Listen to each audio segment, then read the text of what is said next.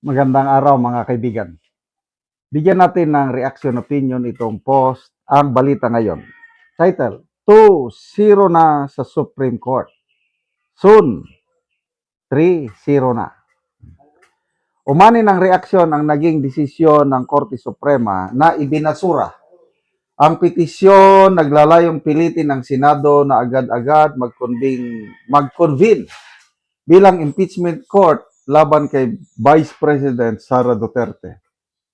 Isang hakbang na nagbibigay linaw sa interpretasyon ng salitang forthwith at sa kapangyarihan ng bawat sangay ng gobyerno. Sa gitna nito, naglabas ng payag maging si former presidential spokesperson Attorney Harry Roque na nagpapayag ng kumpiyansa sa direksyon ng mga legal na kaganapan pabor sa Vice Presidente. Sabi ni Roque, 2-0 na in favor of VP Sara sa Supreme Court on impeachment. Soon, 3-0 na yan, sabi ni Roque. Sa botong 1401, pinagtibay ng Korte Suprema in bank na hindi maaring pilitin ang Senado sa pamamagitan ng mandamos upang agad na magtipon bilang impeachment court. Ayon sa Korte, ang Senado ay hiwalay na sangay ng gobyerno na may sariling kapangyarihan at diskresyon sa ganitong usapin, maliban na lamang kung may malinaw na grave abuse of discretion. Ibig sabihin, kinilala ng Korte Suprema ang hangganan ng hudikatura sa pakikialam sa proseso ng lehislatura, isang mahalagang prinsipyo sa balanse ng kapangyarihan sa gobyerno. Para sa mga kaalyado at taga-suporta ni VP Sara, ang desisyong ito ay tinuturing na isang legal na tagumpay na nagpapakita na may mga hakbang sa proseso ng impeachment na kailangang sundin ng naayon sa konstitusyon. Ang pahayag ni Roque ay sumasalamin sa kumpiyansa ng kampo ni Vice Presidente na ang mga susunod na legal na isyu ay maaari ring pumabor sa kanila. Okay? So, yan po. Panalo ang VP Sara. Biruin mo yan. I don't know sino yung nag-file ng petition for mandamos. Private citizen ba o ang Kamara, mga kongresista. Nung impeachment pa last year. Kasi ang ginawa sa Senado under the leadership of Senator Escudero, hindi kaagad-agad kinonvene. Kaya nagrereklamo ang marami na forthwith, i-convene na. Kaya may nag-file ng petisyon. So sinasabi sa decision ng Korte Suprema na yung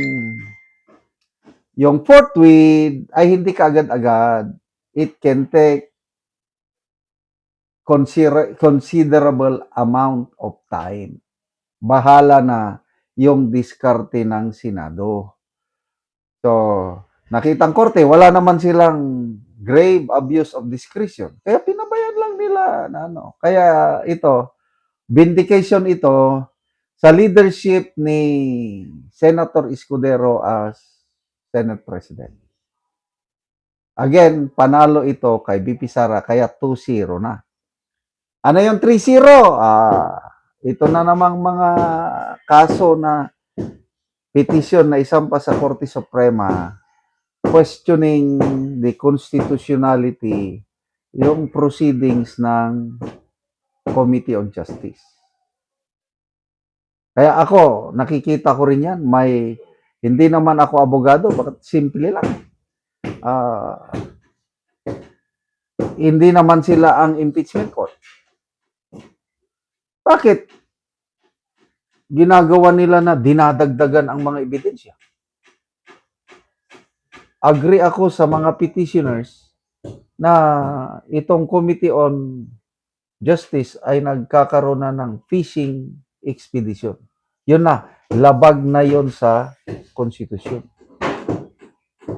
Kasi ang dapat gawin ng Committee on Justice, yun lang, i-evaluate yung ebidensya presented by the complainants. Ganun lang. Kaya ang ginawa nila, yon, nag-produce sila ng amlak.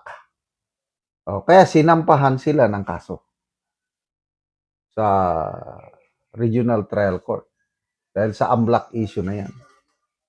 Mabuti nga yung BIR income tax returns ng mag-asawang Duterte, nag-ingat na ang mga kongresista. Kasi the fact na nag-issue sila ng subpoena at ang BIR naman is dinala, gusto nila talagang i-open, gusto nilang makita ang income tax return ni BP Sara, kanyang husband. Mabuti na lang, wais yung BIR commissioner para hindi siya ma-cite in contempt.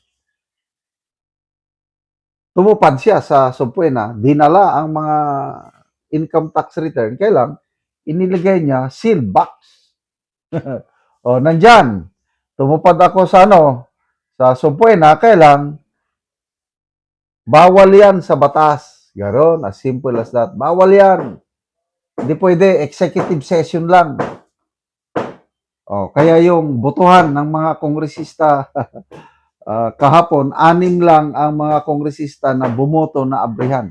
Sino yung 6? De Lima, Defensor ng Iloilo, Jude Asidre ng Tingog, and then yung 3 Makabayan Black. All the rest, natakot.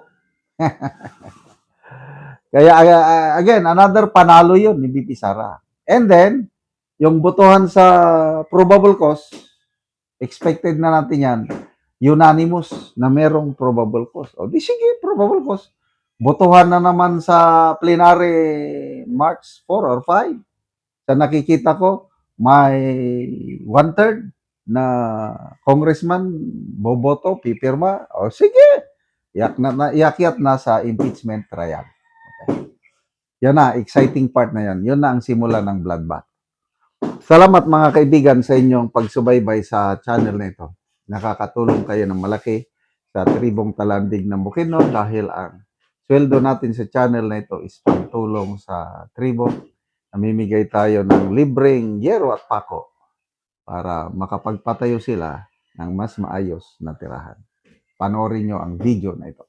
Araw na anak ko diri sa natabangan na mo ugero nga nagpatindog og bagong balay. So mao na ni ang iyang pag-atupan karon sa among gitabang nga yero. So mao na ni ang yero nga among gitabang nga ilang iatop karon.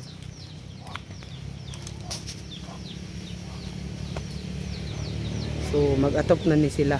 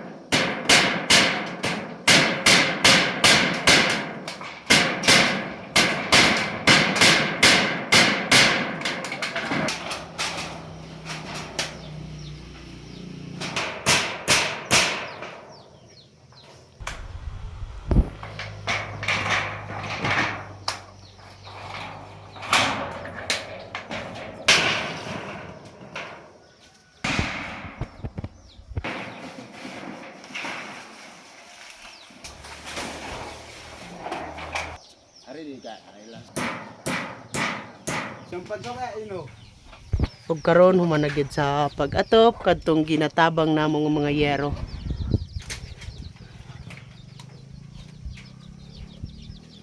So maayo na gid nga tan-awon kay naatupan na.